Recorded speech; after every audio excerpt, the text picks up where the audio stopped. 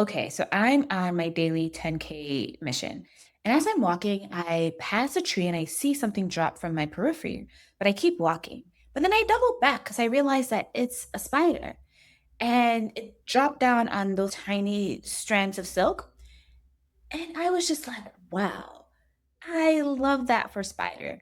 Because a spider isn't falling. If you just look at it, it kind of looks like it's just dropping and falling, but it's lowering itself down.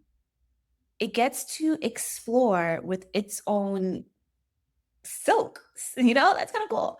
And as they explore, if something feels wrong, because as I passed by, that little spider scrambled right back up. It was like, danger, stranger danger, and it returned to safety.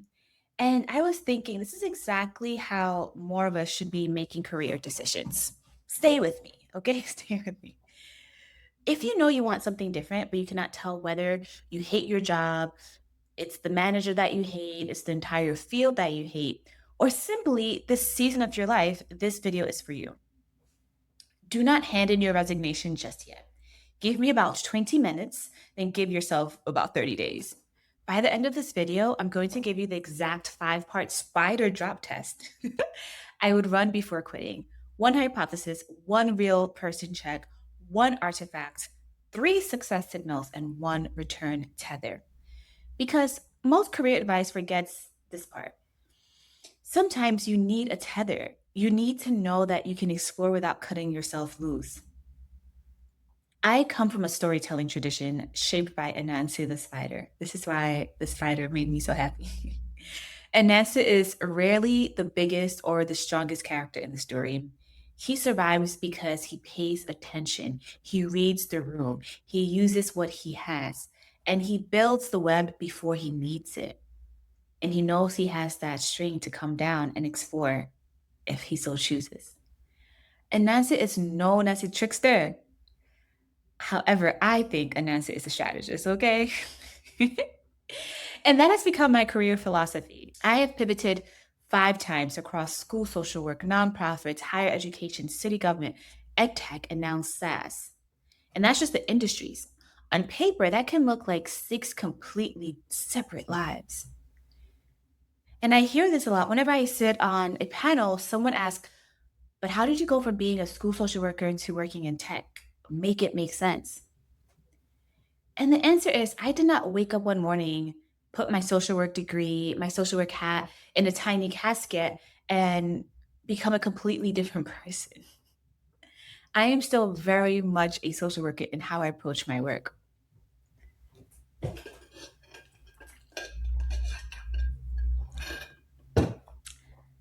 The difference is that the through line is I kept moving the same core ability into different rooms, listening to people, understanding the system around them, and understanding enough so I can translate between the two, right?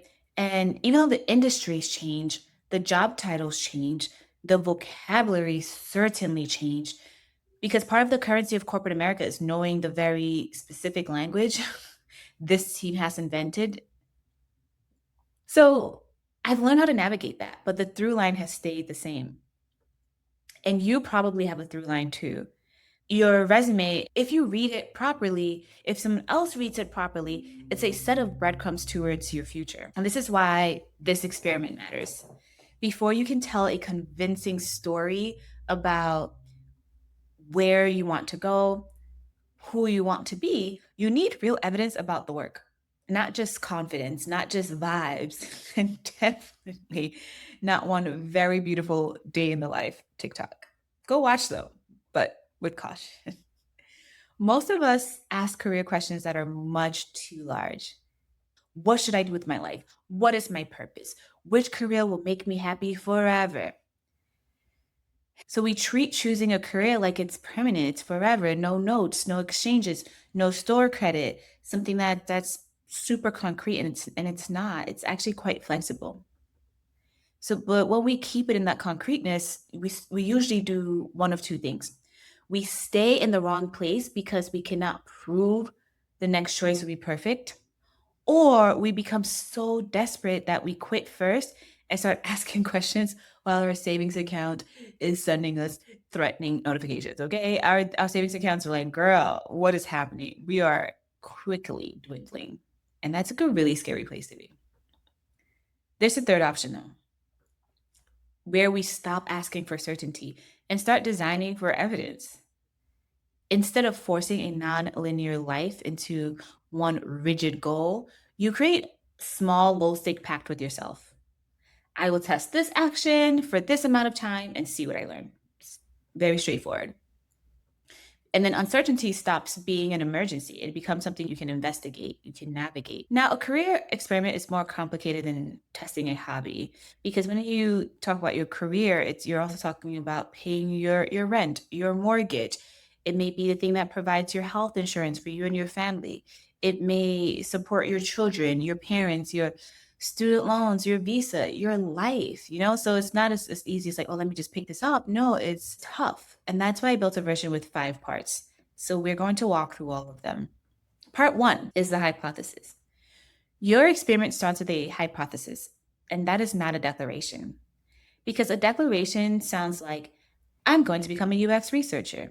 A hypothesis sounds like, I think I may enjoy UX research because I like interviewing people, finding patterns, and turning messy information into recommendations. I need to learn whether I enjoy doing that work under real constraints. There's a difference between those two. The declaration turns curiosity into an identity. So now your ego's outside fighting for this imaginarily new life before your hands even have touched the work. Whereas when you have a hypothesis, the hypothesis gives you something to test, right? It leaves room for the possibility that you might be wrong. It's actually designed for you to maybe be wrong. So therefore, you're not failing, you're just living it out, which is so much easier. So here's the formula. I believe I may enjoy or be effective at this type of work because of this evidence from my past. I now need to learn the specific unknown.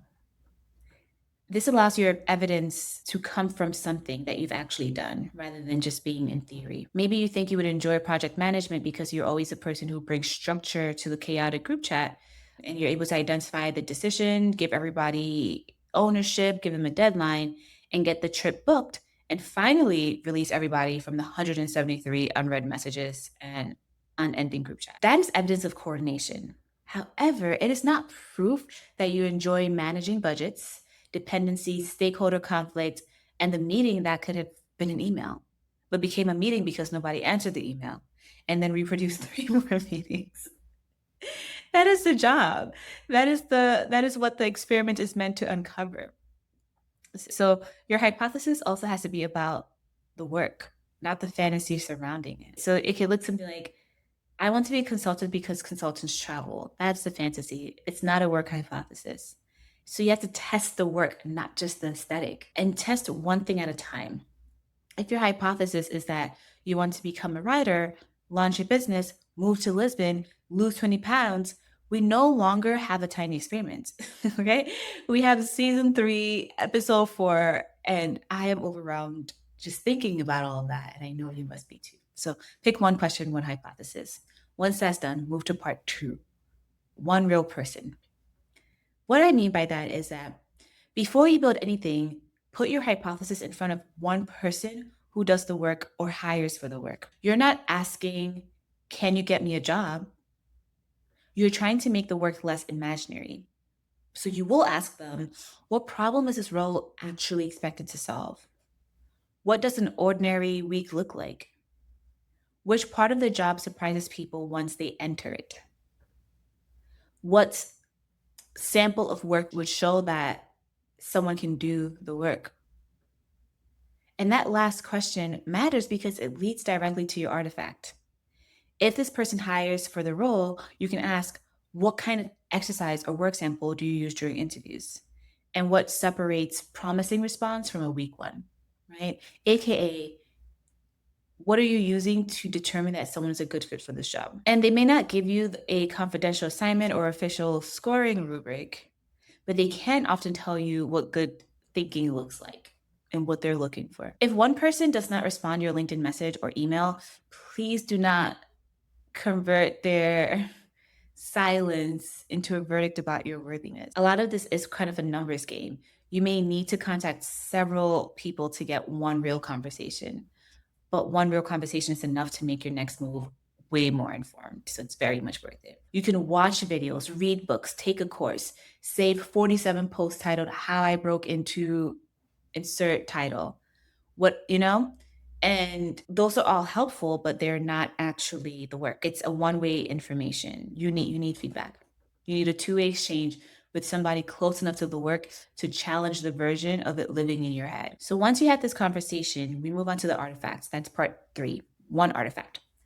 Now, an artifact is a small piece of the actual work that another person can see, question, use, reject, or holistically react to. If you're exploring instructional design, maybe you would build one 10-minute learning module. If you're exploring data analysis, maybe you would take one public data set and create a one-page decision memo. If you are exploring change management, you could create a one pager, which is like a stakeholder map and maybe even a short adoption plan for a small, real change. So none of this is asking you to build a whole portfolio. It's not a 20-page proposal. You're not doing a 10-week project. It's one complete piece of work that's small enough to finish and real enough to get feedback, to create friction, to have a conversation. Research is not an artifact. It's simply that it's research. I love collecting information. I want to understand everything before I move. And it can feel incredibly productive because your browser has like 17 tabs open and your notes are color coded. And kind of what I said earlier, now you know the language, you know the lingo. At some point, the ingredients have to touch heat. You have to cook, you know? You can read the recipe for a cake and convince yourself that you understand how to make this cake. Then you make it and the batter is runny, the middle sinking. But what that gives you is actual useful questions. Why did that happen? Was the temperature wrong? Did I overmix it? Do I even enjoy troubleshooting this enough to try again? So the artifact is where the fantasy gets notes. It is where you discover I love interviewing people, but I hate synthesizing the notes. Or I thought I wanted to facilitate workshops, but I actually love designing them and would be very happy if someone else delivered them instead of front of that room. And neither discovery is automatically wrong or means stop. It just means get more precise, dig a little bit deeper, right? So maybe you say, oh, can a tool reduce the part that I dislike? Is that task central to the role or only occasional? Is the gap learnable? And do I want to learn it? Is there an adjacent role that uses that part that I love more often? Now you're making a career decision from contact with the work, not the title. So by day 10, because we're doing 30 days, by day 10, you finish one small artifact using the time, money, and tools that you already have. This is where you're being a Nancy. Use what is already in your web. Then put the artifact in front of the real person and ask, what is clear? What is missing? What could make this more useful? The idea is not to volunteer to be an unpaid employee. Careers happen in relationship with other people. Your experiments should too, right? So part 4, 3 success signals. Before you begin, decide what would count as promising. Not perfect, but promising. If you wait until day 30 to define success, your mood will move the finish line. One difficult work session will convince you that you are terrible. And then one compliment will have you pricing apartments in London and Dubai because I'm the best, you know? So you need criteria. And the 3 signals to look for are energy, ability, and pull. So let's get into it. So first, energy. After each work session, score your energy from 1 to 5. 1 means I would fake a Wi-Fi outage to avoid doing this again. And 5 means this was difficult, but I want another turn. I would not ask only if the work was easy. I would ask myself, like, was I interested in doing this? Because interested in work can be hard. I would ask whether the difficulty made me more curious or if it depleted me. Second one is ability. Were you able to improve after feedback? Could you see where your existing skills transferred? Were there any gaps that are learnable? And just as important, did you want to learn those gaps? You do not need to become excellent in 30 days. You are looking for evidence that practice creates movement. That's all. Practice creates movement. The third is pull. What did the other person do after seeing your work? Did they only say great job, give you a thumbs up, and send you on your way with a gold star?